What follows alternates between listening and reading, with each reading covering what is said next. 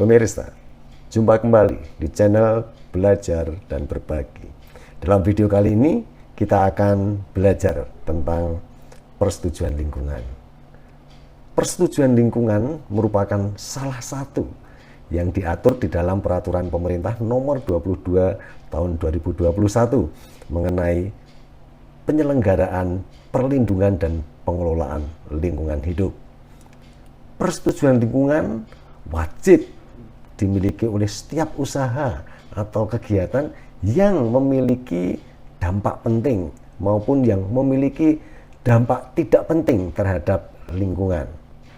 Di dalam peraturan peralihan pada saat PP nomor 22 tahun 2021 mulai berlaku, maka izin lingkungan, izin perlindungan dan pengelolaan lingkungan hidup, surat keputusan kelayakan lingkungan hidup, rekomendasi UKL-UPL atau dokumen lingkungan hidup yang telah mendapatkan persetujuan, semuanya itu dinyatakan tetap berlaku dan menjadi prasyarat serta termuat dalam perizinan berusaha atau persetujuan pemerintah. Demikian juga penilaian AMDAL atau pemeriksaan UKL-UPL dan pengajuan izin perlindungan dan pengelolaan lingkungan hidup yang sedang dalam proses, semua itu tadi dapat dilanjutkan sampai dengan terbitnya persetujuan lingkungan. Kemudian ada kawan yang bertanya, Pak Us, kami sudah mempunyai izin lingkungan, rekomendasi UKL-UPL, dan juga melakukan pelaporan UKL-UPL secara berkala. Sekarang ada lagi persetujuan lingkungan. Apa yang dimaksud dengan persetujuan lingkungan? Dan bagaimana cara mendapatkannya? Mau tahu penjelasannya? Kita saksikan video yang satu ini.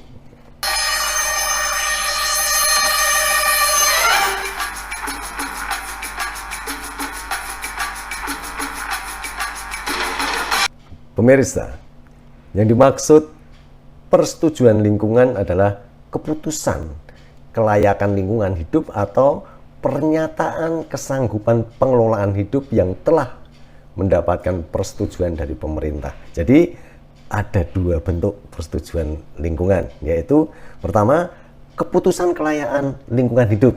Ini merupakan keputusan yang menyatakan kelayakan lingkungan hidup dari suatu usaha yang wajib dilengkapi dengan AMDAL.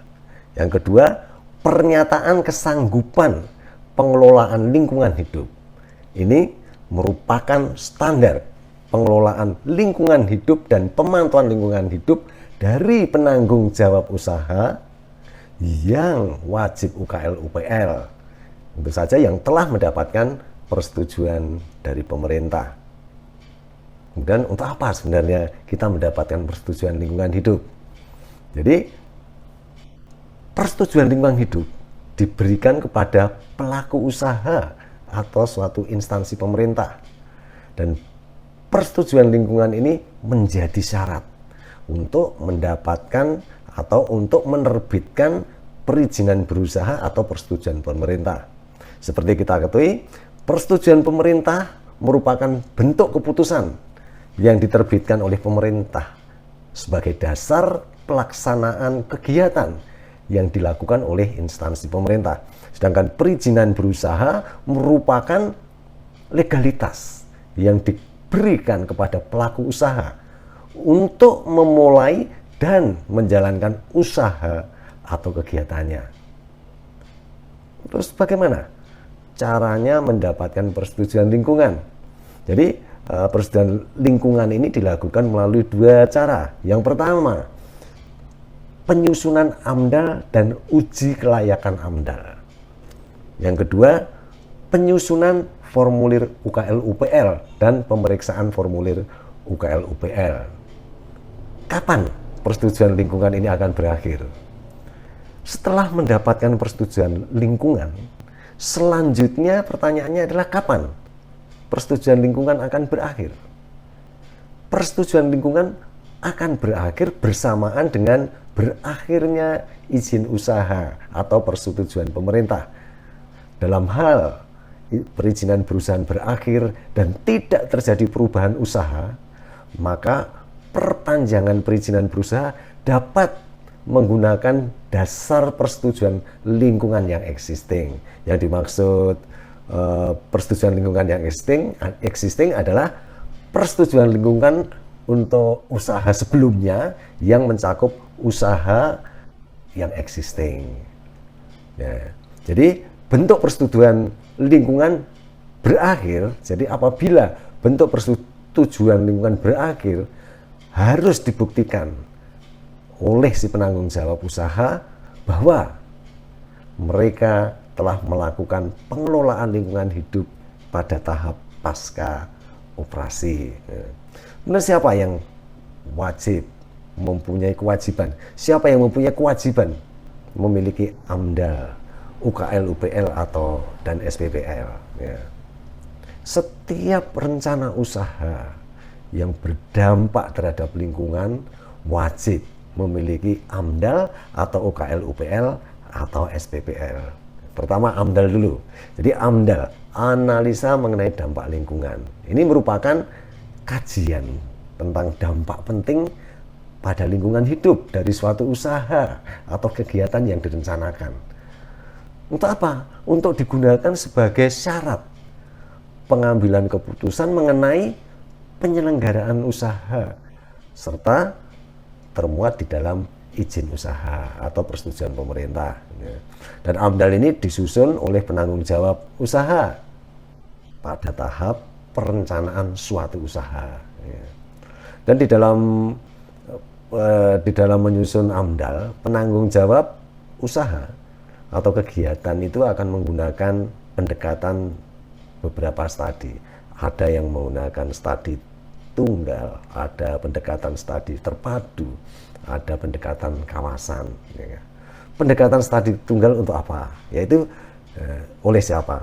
Ini dilakukan apabila penanggung jawab usaha merencanakan untuk melakukan satu jenis usaha yang kewenangan pembinaan atau pengawasannya itu berada di bawah satu kementerian, lembaga pemerintah non kementerian, organisasi perangkat daerah provinsi atau organisasi perangkat daerah kabupaten atau kota.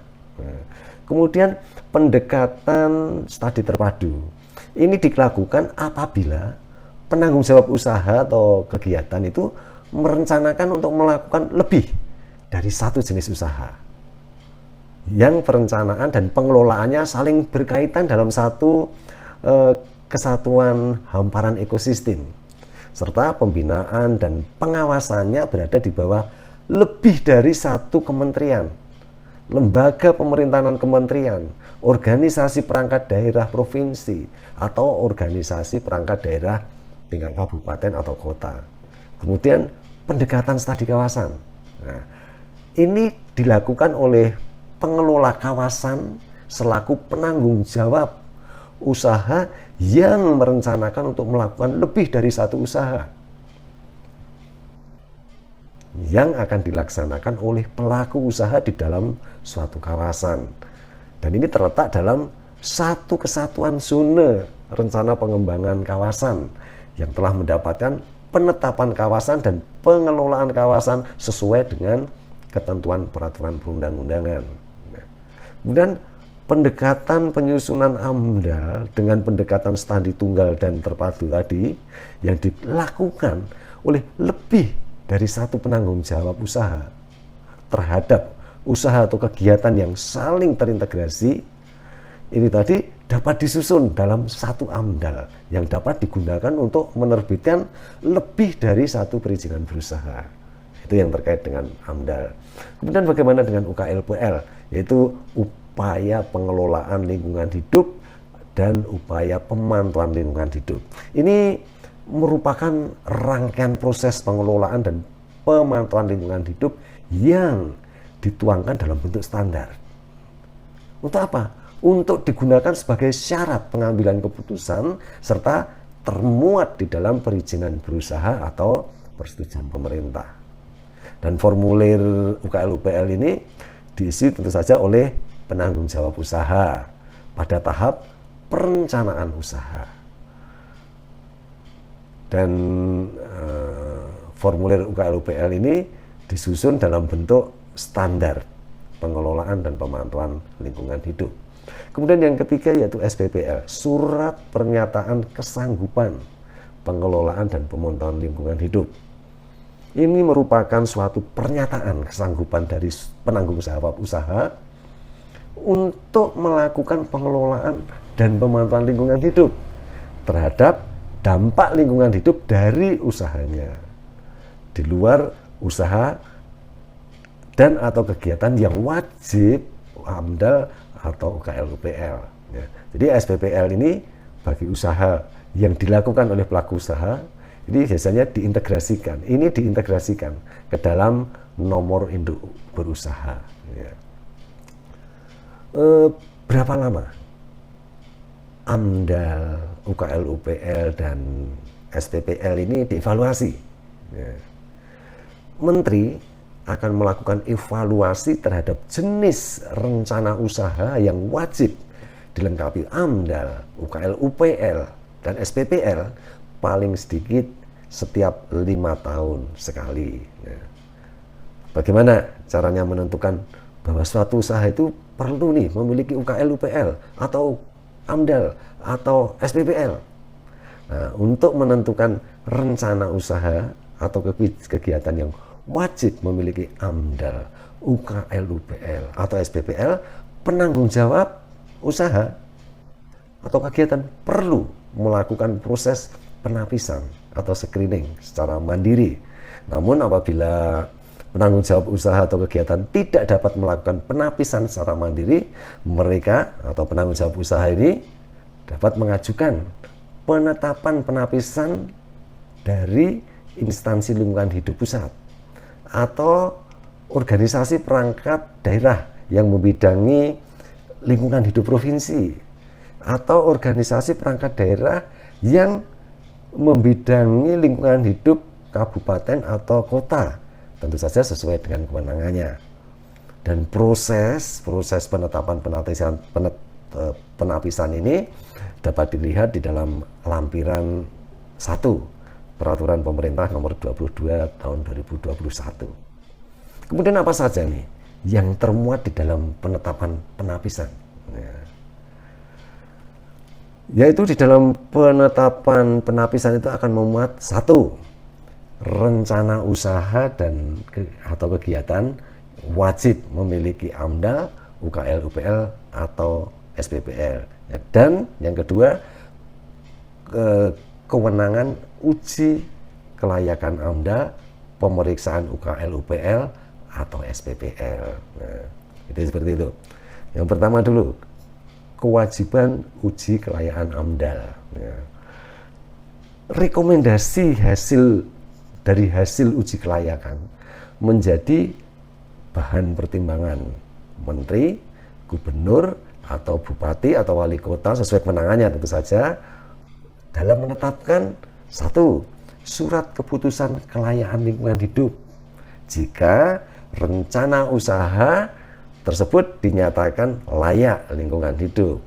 Pilihan yang kedua, option yang kedua yaitu surat keputusan ketidaklayaan lingkungan hidup jika rencana usaha dan atau kegiatan tersebut dinyatakan tidak layak lingkungan hidup. Nah, surat keputusan kelayakan lingkungan hidup yang ditetapkan ini merupakan bentuk persetujuan lingkungan dan persyaratan penerbitan perizinan berusaha atau persetujuan pemerintah. Yang kedua, pemeriksaan UKL-UPL. Ya. Penanggung jawab usaha dan atau kegiatan ini mengajukan permohonan pemeriksaan formulir UKL-UPL yang standar, spesifik, atau formulir UKL-UPL standar yang telah diisi kepada menteri, gubernur, atau wali kota, atau bupati. Ya. Kemudian menteri atau gubernur atau bupati atau wali kota tersebut sesuai dengan kewenangannya akan melakukan pemeriksaan. Ada 2, yaitu pemeriksaan administratif dan yang kedua pemeriksaan substansi. Dan berdasarkan pemeriksaan substansi tadi akan diterbitkan 1. persetujuan pernyataan kesanggupan pengelolaan lingkungan hidup. Atau pilihan yang opsi yang kedua adalah penolakan pernyataan kesanggupan pengelolaan lingkungan hidup. Jadi persetujuan pernyataan kesanggupan pengelolaan lingkungan hidup merupakan bentuk persetujuan lingkungan dan prasyarat penerbitan perizinan berusaha atau persetujuan pemerintah. Demikian uraian tentang perlunya persetujuan lingkungan. Semoga bermanfaat. Kita jumpa kembali di video selanjutnya. Sampai jumpa.